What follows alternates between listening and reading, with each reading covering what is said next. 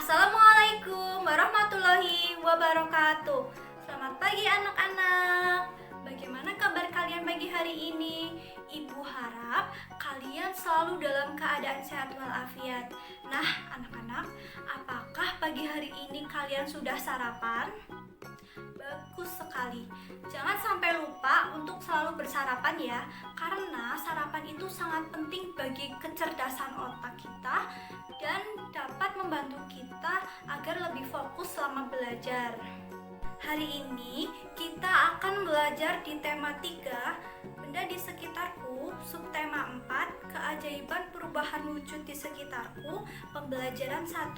Anak-anak, sebelum kita memulai pembelajaran, jangan lupa kita berdoa terlebih dahulu supaya pembelajaran pada hari ini dapat berjalan dengan lancar dan kalian bisa menerima dan memahaminya dengan baik. Ayo, kita lafalkan basmalah bersama-sama. Bismillahirrahmanirrahim. Anak-anak, kalian bersarapan menggunakan apa coba? Oh, mungkin ada yang pakai telur goreng, ada yang pakai nasi goreng, ada pula yang pakai sop, dan lain-lain. Nah, semua lauk itu merupakan makanan yang dimasak menggunakan apa? Ayo, supaya rasanya jadi enak. Iya, menggunakan garam. Hari ini kita akan belajar tentang peristiwa perubahan wujud pada proses pembuatan garam, kemudian mengubah satuan waktu, dan menggunakan beberapa teknik untuk melipat baju. Anak-anak, setiap hari terjadi perubahan alam di sekitar kita. Salah satu contohnya adalah perubahan wujud. Hujan terjadi karena perubahan wujud.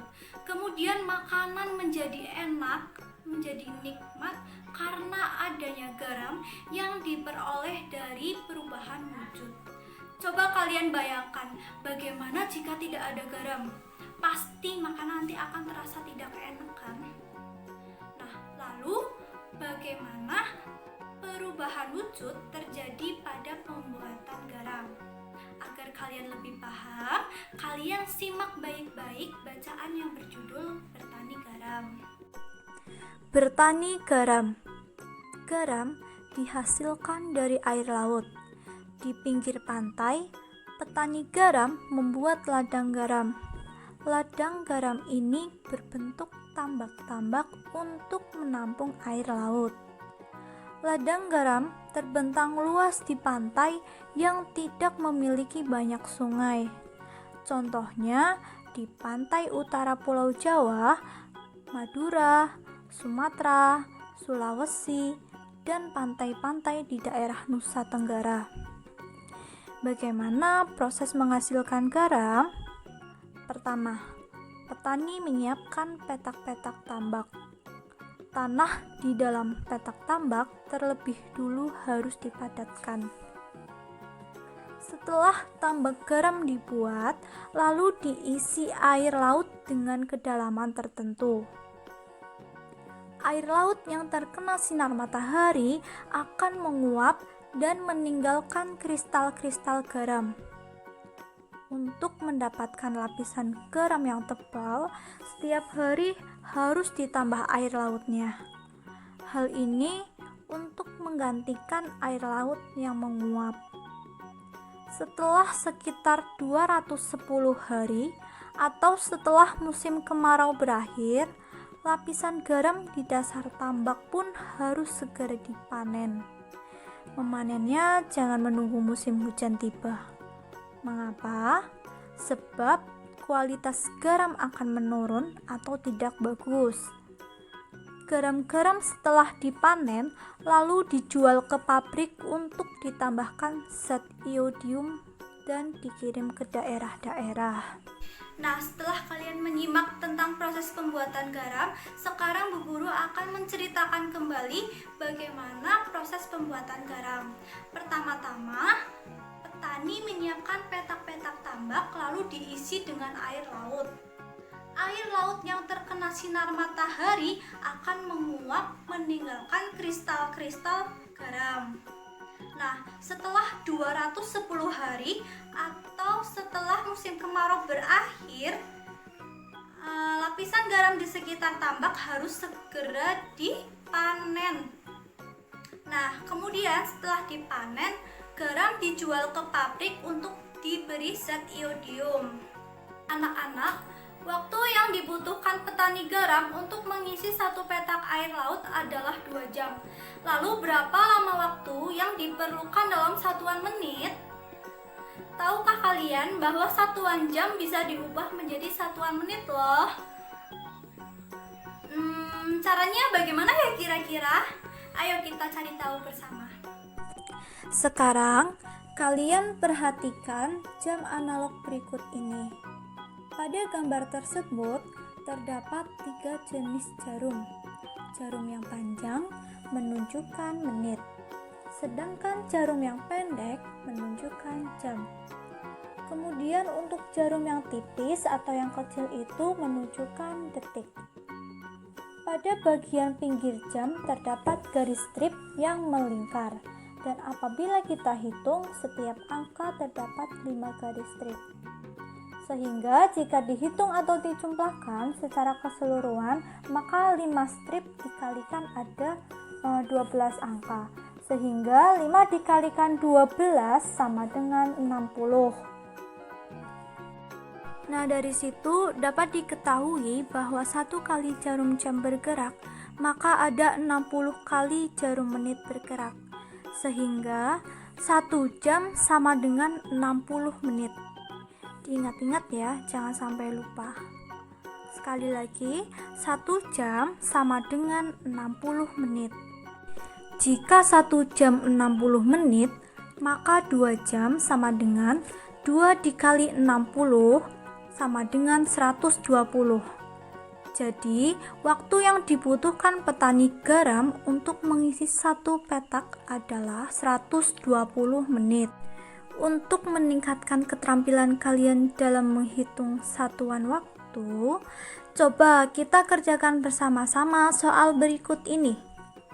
Ubahlah satuan jam menjadi menit. Soal nomor 1. 1 jam 45 menit sama dengan 1 jam 40 menit itu ada berapa menit? Nah, untuk menghitungnya, samakan semuanya, jadikan menit. 1 jam itu berapa menit? 60 menit. Dan ditambah 45 menit. Sehingga jika dijumlahkan hasilnya 105 menit. Soal berikutnya yaitu merubah menit menjadi jam. Untuk pengerjaannya, perhatikan penjelasan dari Bu Guru ya. Nomor 1.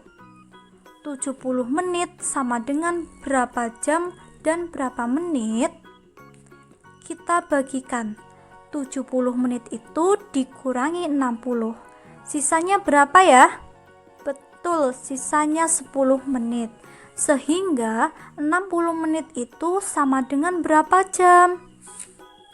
Iya, betul sekali, 1 jam. Dan sisanya 10 menit. Mudah kan? Anak-anak, contoh lain dari menguap adalah saat kita menjemur baju. Sama seperti tadi proses pembuatan garam, baju mengering karena air dalam baju menguap terkena panas matahari. Nah, kalau baju sudah kering, selanjutnya segera dapat dilipat. Ada 2 teknik cara melipat baju yang akan kita pelajari hari ini. Yang pertama yaitu teknik melipat baju dengan cara biasa dan teknik melipat baju dengan cara cepat. Sekarang kita akan melipat baju dengan teknik biasa. Pertama, letakkan baju dengan posisi menghadap ke bawah seperti ini. Kedua, lipat bagian bawahnya. Kemudian rapihkan. Ketiga, lipat sisi sebelah kiri.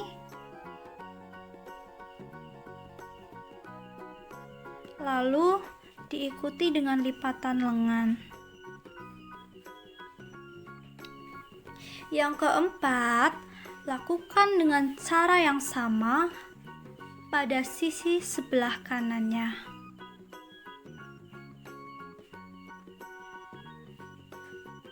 Kemudian kemudian lipat menjadi 2 bagian yang sama. Ya, melipat baju dengan teknik biasa selesai. Selanjutnya, Bu Guru akan ajarkan cara melipat baju dengan teknik cepat. Yang pertama, letakkan baju kalian dalam posisi menghadap ke atas. Nah, seperti ini.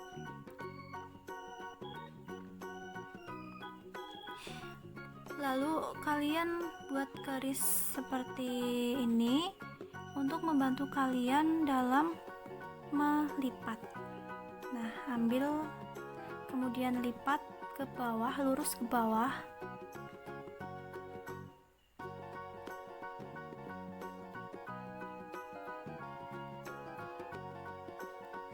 Dan setelah itu kalian lipat sisi satunya. Nah, seperti ini nih. Oke. Selesai, lebih cepat kan? Nah, nanti tugas kalian membuat video sederhana cara melipat baju dengan teknik cepat.